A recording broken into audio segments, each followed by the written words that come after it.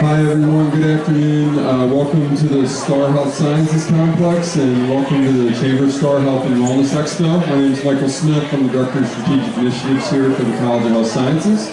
Welcome to the workshop, Are You Balanced? Bringing diet and exercise together in your life for that perfect balance. Over the past several months, we've had a pilot program with the Chamber and had lunch and learns, and now we're cultivating that with a workshop here at the Expo with the wonderful Sharon Collison and Brittany Overstreet. So if you'd like to sit down and enjoy, go ahead, otherwise enjoy the booths. With that, I'd like to introduce Brittany Overstreet and Sharon Collison. They'll go through the presentation and then feel free to ask some questions here at the end.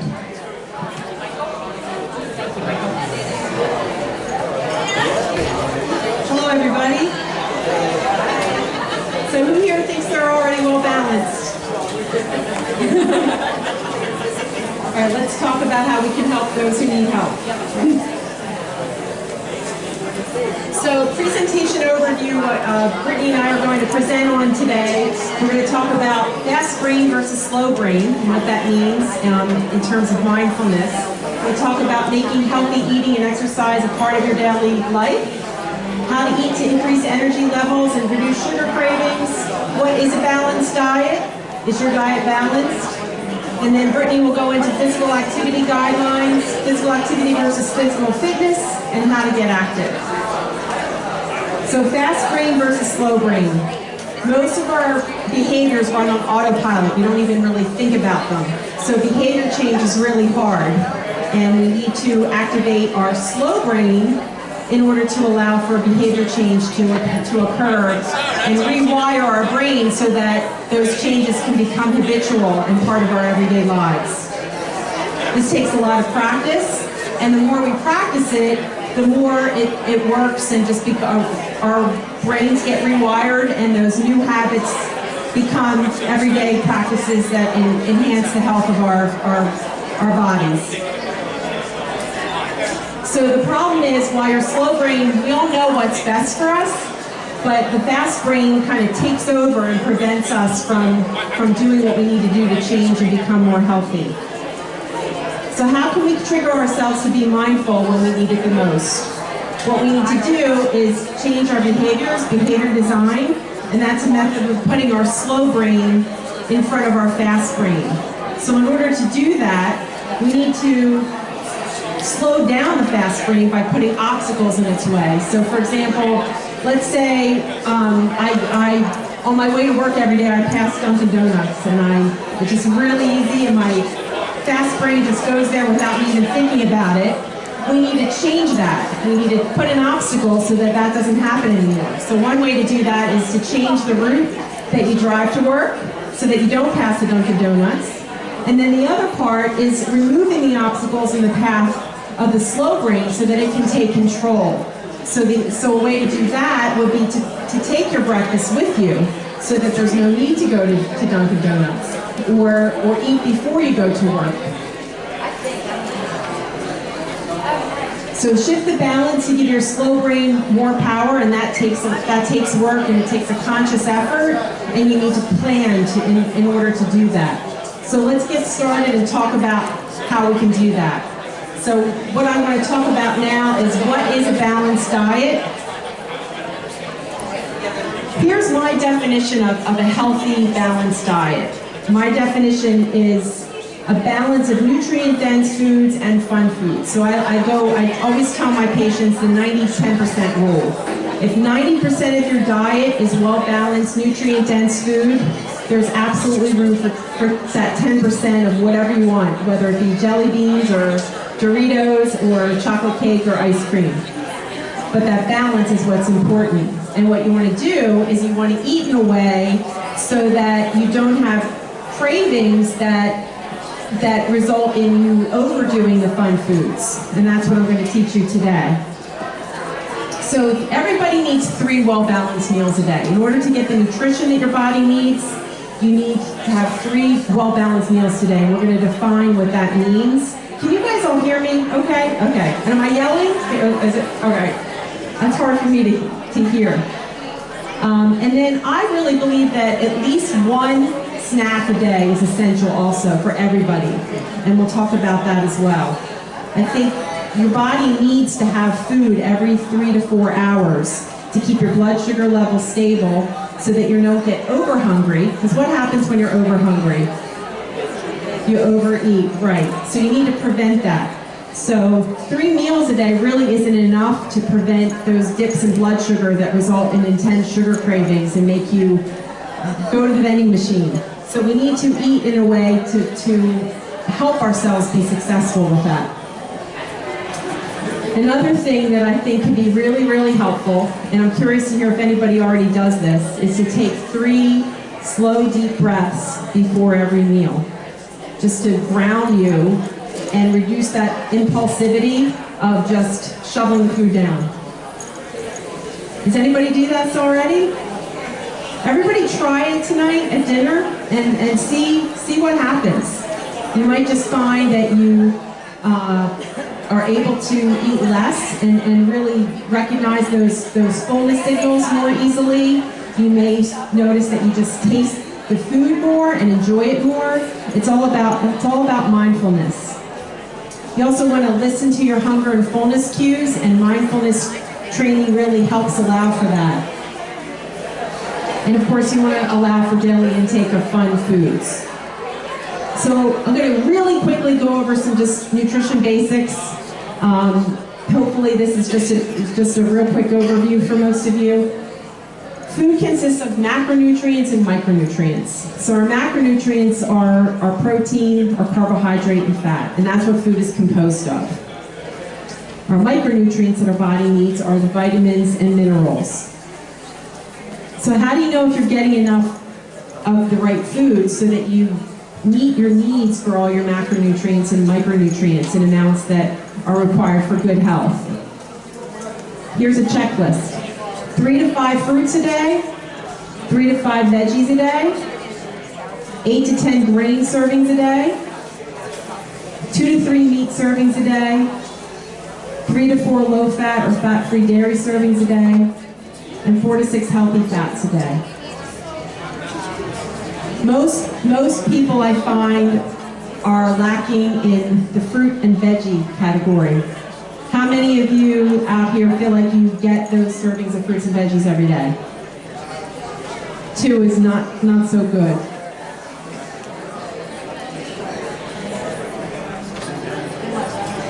So let's talk about the macronutrients and why they're important. So protein is important for muscle growth and repair, and also just to support a healthy immune system.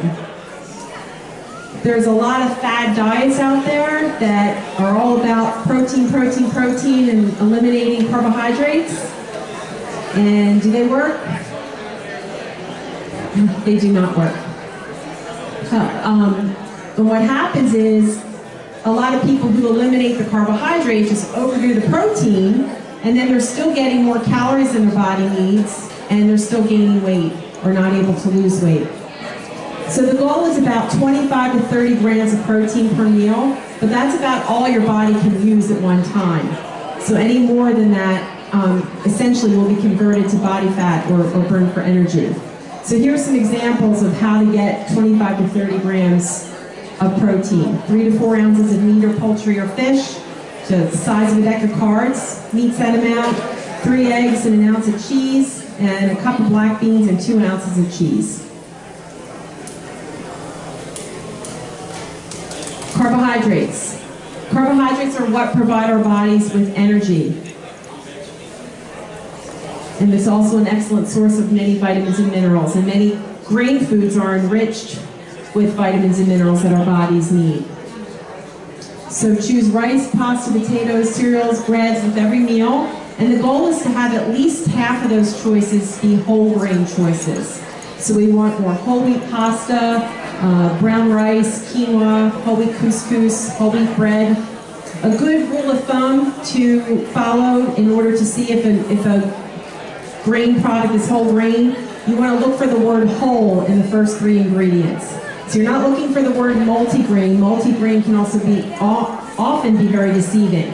Multigrain doesn't necessarily mean whole grain. You want that word whole in the first 3 ingredients. Fats are a source of energy, fat-soluble vitamins, and essential fatty acids that our body needs to stay alive. And we want more of the healthy, heart-healthy fats, the monounsaturated fats, polyunsaturated fats, particularly the omega-3 fatty acids, are truly good for us and good for our hearts and for disease prevention overall. So we want more nuts, nut butters, olive oil, canola oil, avocados, and fish. And we want a lot less of these foods that have primarily saturated fats that are not good for us. Butter, full-fat dairy products, bacon, and fried foods. Doesn't mean they need to be eliminated, but they shouldn't be emphasized. So here's what a healthy meal is. A healthy meal, we have a dinner plate, you divide it into quarters. For most of us who don't have tremendously high calorie needs, and so this doesn't really apply to athletes, this is just a general guideline for most people, would be about a quarter of your plate as carbohydrate foods.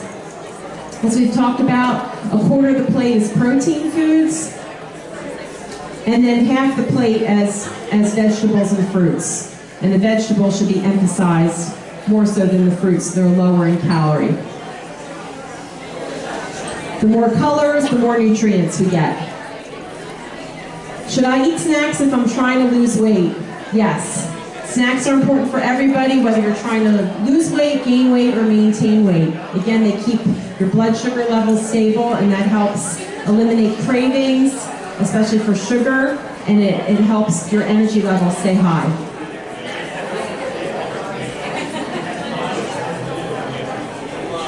So what should I eat at snacks?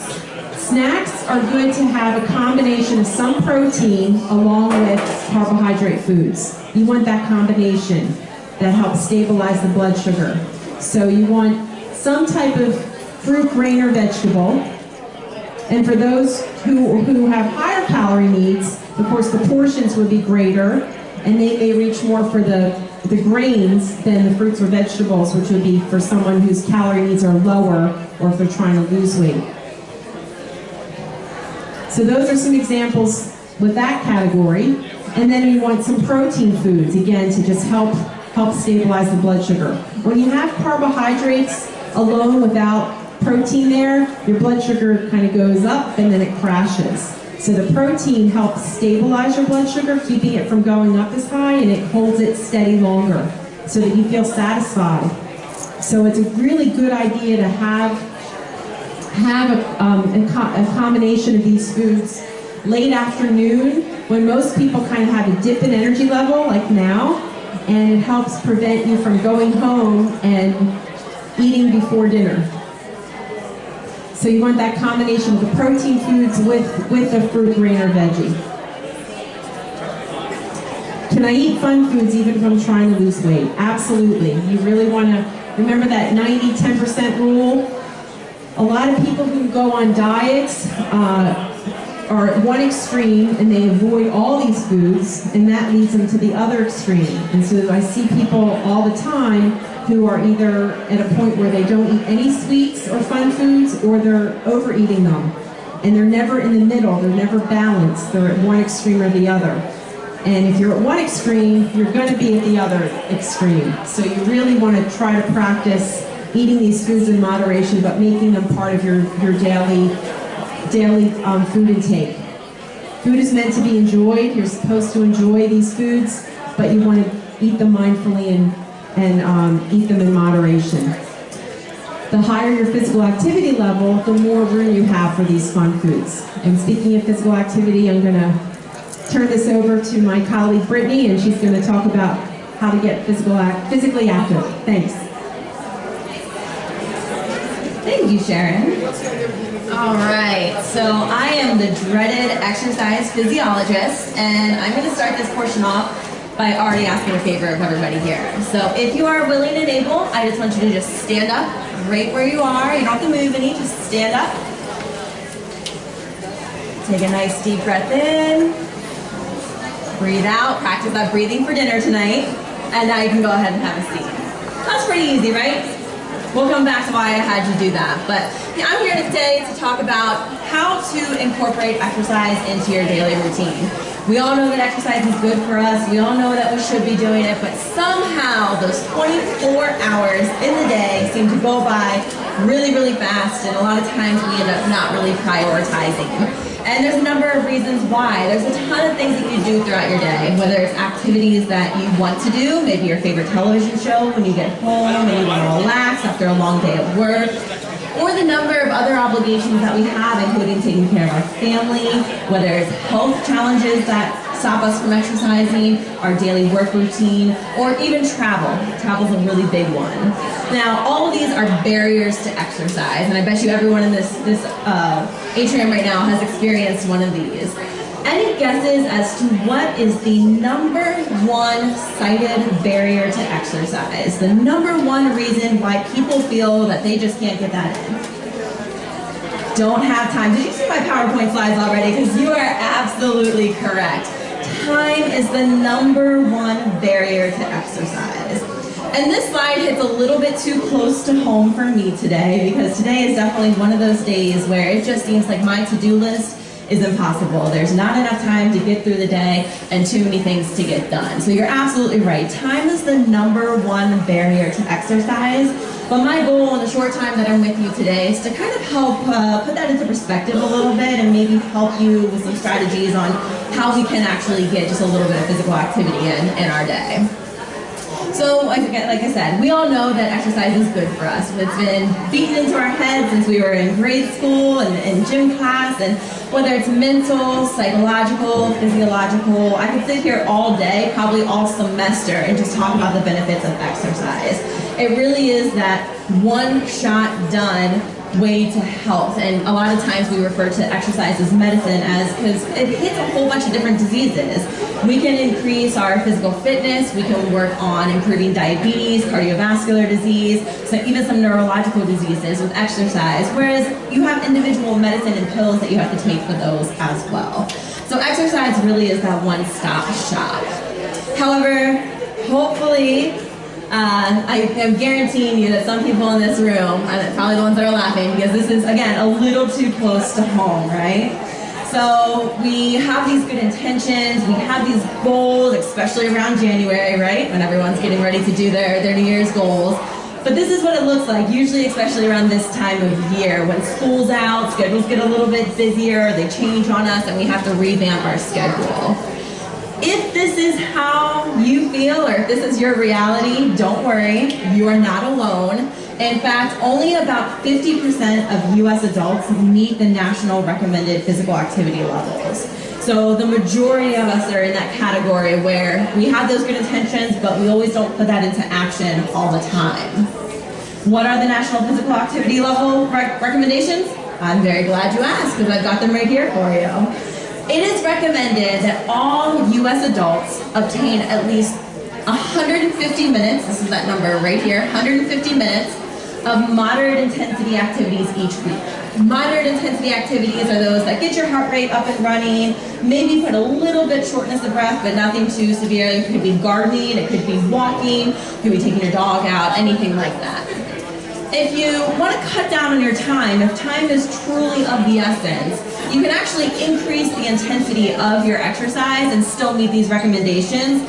So if you increase that exercise to do a little bit more vigorous activities, such as running or jogging or cycling, going on the elliptical at the gym, you can actually cut these recommendations down to only 75 minutes of vigorous activity.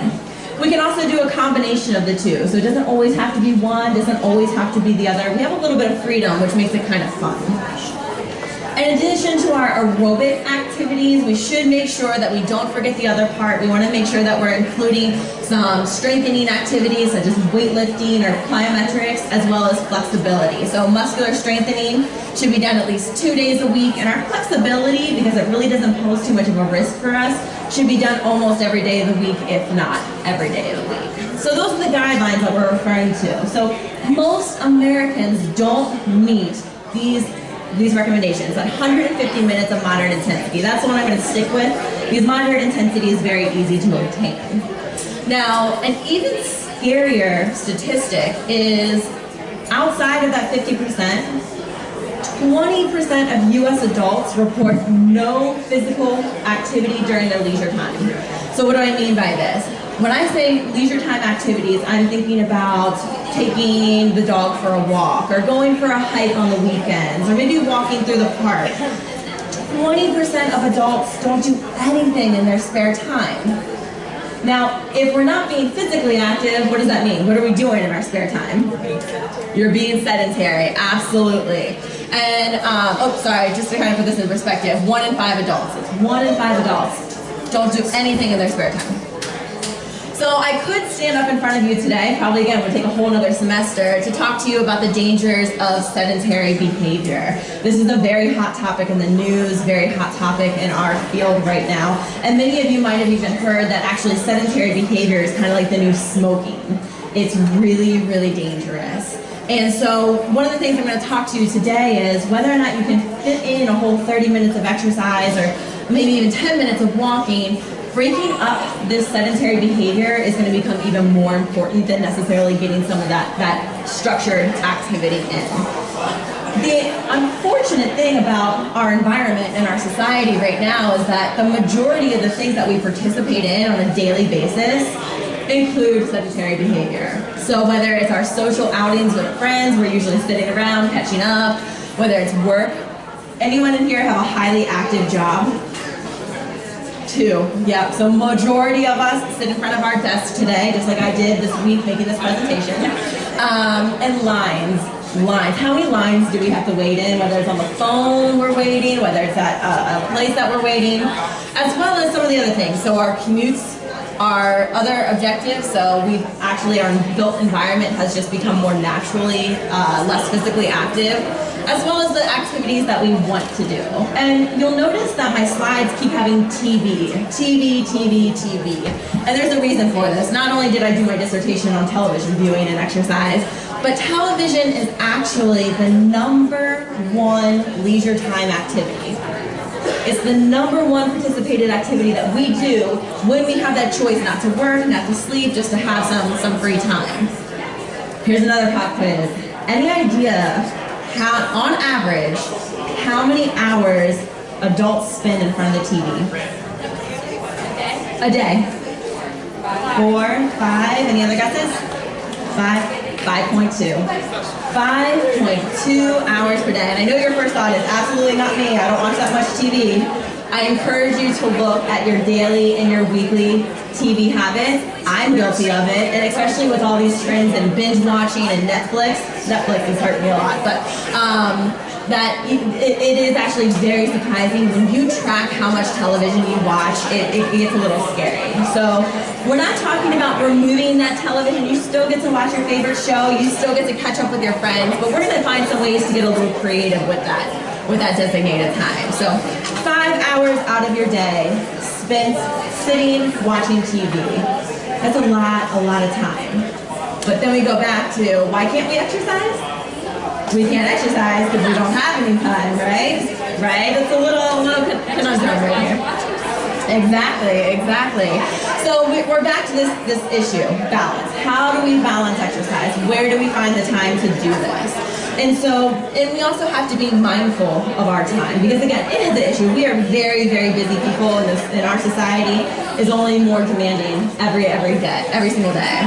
So I'm going to pull a line from Dr. Mike Evans, who is, he has a YouTube channel, and he does a fantastic job talking about these issues and other health issues. If you get a chance, Dr. Mike Evans, he's fantastic. I love his stuff.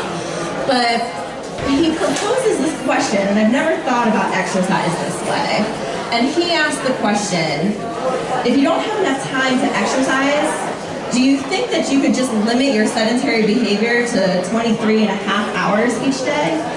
Does that give you enough time to be sedentary? Yeah? So when you think about that question, it really is, that 30 minutes is all we're asking. When you think about just how much time we spend in these other activities, maybe I can get that activity in. So what counts? What counts towards this 30 minutes? And in our field, we break up activity into 2 categories. We talk about physical activity, which is any activity that increases your energy expenditure over rest. So this could be walking to get the mail, this could be taking the dog out, this could be even what you're doing right now. If you guys are tapping your feet, That's a physical activity. Anything, but we're talking, we want some of that that greater energy expenditure here. Anyone's children have those fidget spinners right now? Yeah, this is a big thing right now. Even that is physical activity. So the other category is exercise. And exercise is going to be that structured, rhythmic routine that we kind of set aside time to do each day. The best thing, we talk about that 30 minutes that we keep coming back to, 30 minutes a day if we can get that in. The best part about physical activity and exercise is that we can get benefits from either or. We get great benefits from increasing our physical activity level, whether it's just taking the stairs instead of the escalator or the elevator, parking a little bit farther away and walking in. Exercise gives us a little bit more benefits. We'll talk about the specifics and exactly what that kind of bump that gives us. And the fact is that you don't have to do this all at once. It's almost sometimes better to spread it out through the day so that you don't sit for those prolonged periods. But the evidence suggests that right around 10 minutes, if we can get out for 10 minutes and do that 3 times a day or 2 15-minute bouts, it's the exact same as doing that 30 minutes of continuous activity. So now we've even opened another door.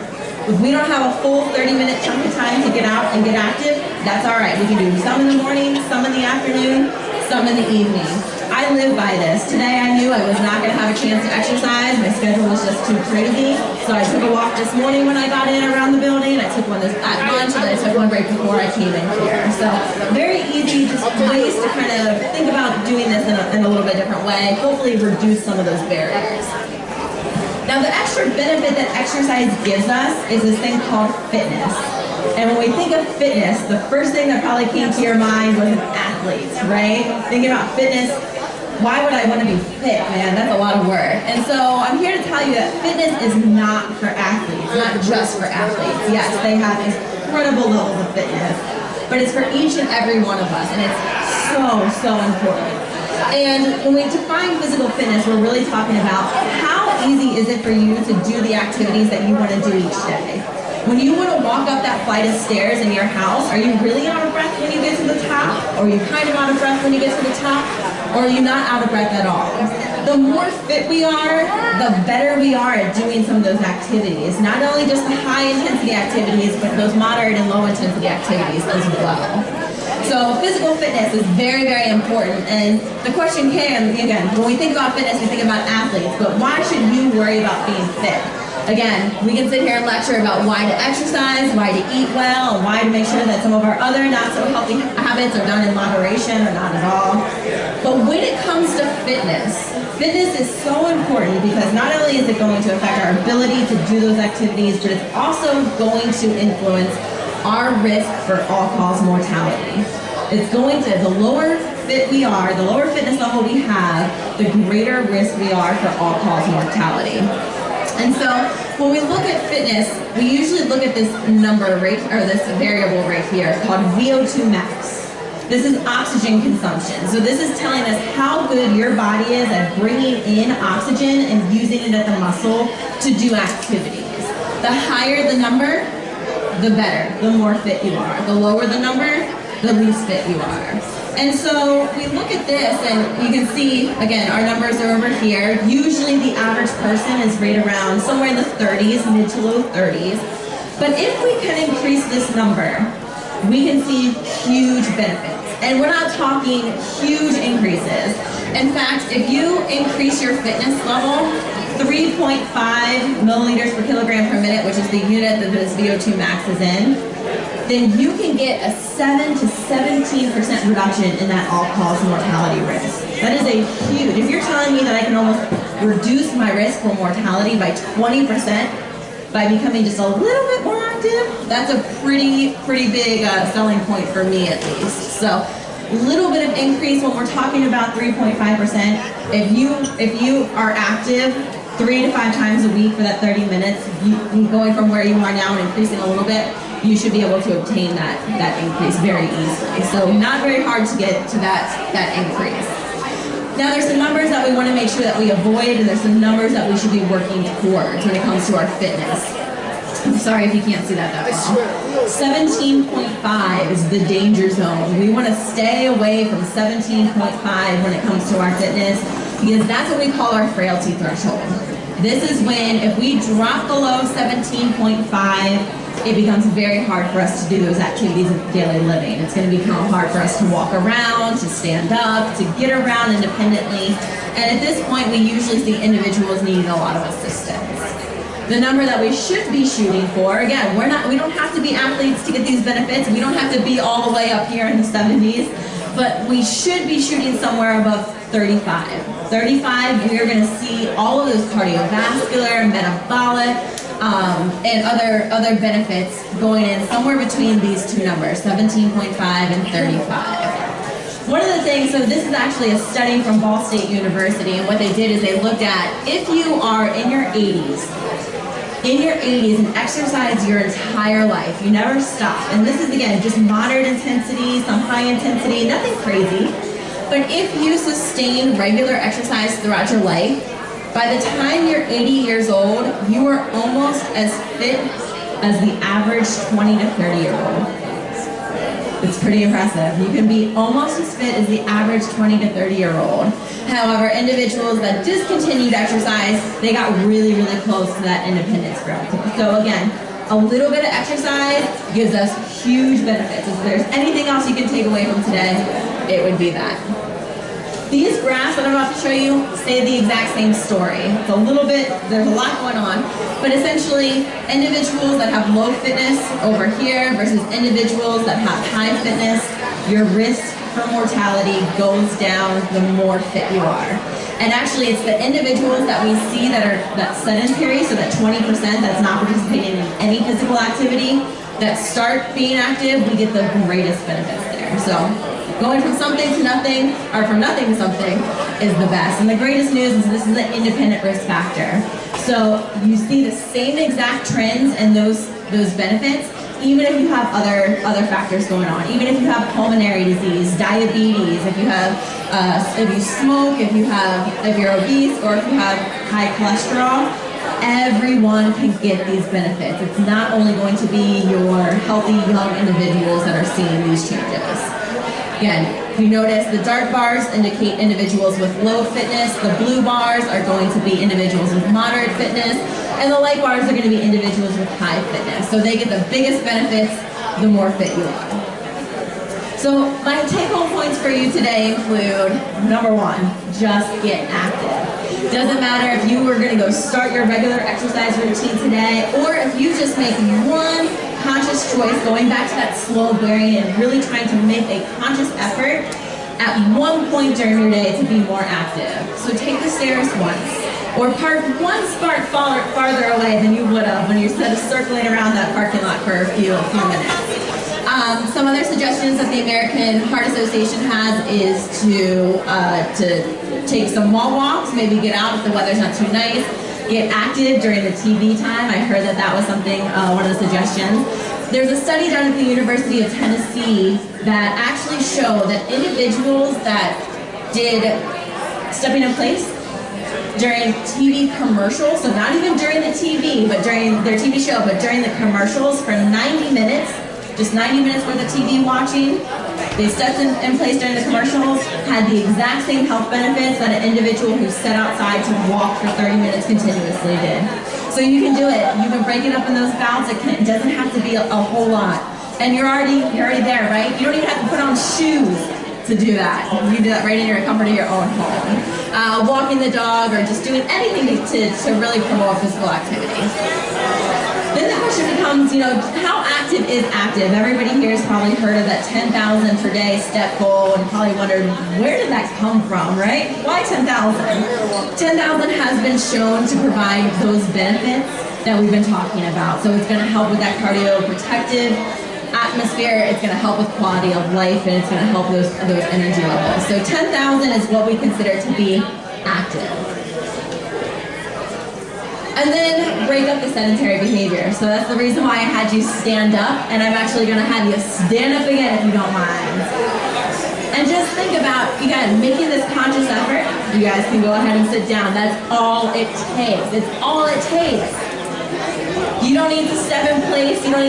You guys just increased and broke up that sedentary behavior and did your body a world of good. So just thinking about taking 5 seconds to stretch take a break from what you're doing, standing up. These sit-to-stand desks have become very popular in some workplaces, as well as there's some suggestions that you might want to incorporate into your workday, which also will probably help you just feel better, stay more alert, and help your productivity throughout the day as well. Fitness just isn't for athletes, it's for all of us. So those small increases in fitness are going to give us some big, big rewards. It can improve our ability to do the things that we do every single day, as well as enhance our quality of life. We all want to be those individuals into our 70s, 80s, and 90s that are able to live independently and do everything that we want to do. So fitness is going to be a huge key to that. And last but not least, it doesn't have to be overwhelming. It doesn't have to be too hard. We can start by incorporating physical activity. Don't even worry about exercise. Just, again, small changes to your everyday routine add up to big, big increases in steps. Work up to that regular exercise routine of 150 minutes per week. Break up those bouts of sedentary behavior. And again, we can do this physical activity or exercise in bouts as well. And finally, enjoy it. If you don't like running, don't try to run. If you don't like cycling because that seat is really uncomfortable, don't try to cycle. Do what you enjoy doing. All of the literature suggests that if you do not enjoy it or find that experience pleasurable, you're not going to stick with your routine. So find ways to make it an enjoyable experience. And if you need some help along your way, either have an accountability partner, which usually enhances the experience, whether you're talking to them on the phone or in person, or contact your professional. We have a ton of services here that will not only help you determine what your fitness level is, but we can help with some exercise prescriptions. We have nutrition counseling and health counseling as well. So we've got wonderful services here. We can also help direct you into some other resources in the community if you're interested. So at this time, I just want to say thank you for coming today. Maybe if my PowerPoint wants to do the last slide. Yep, there it is. Thank you for coming today. If you have any questions, we'll be more than happy, and it's a little loud, so feel free to come up and ask questions. We have some information for our services over there, and enjoy the rest of the evening. Thank you.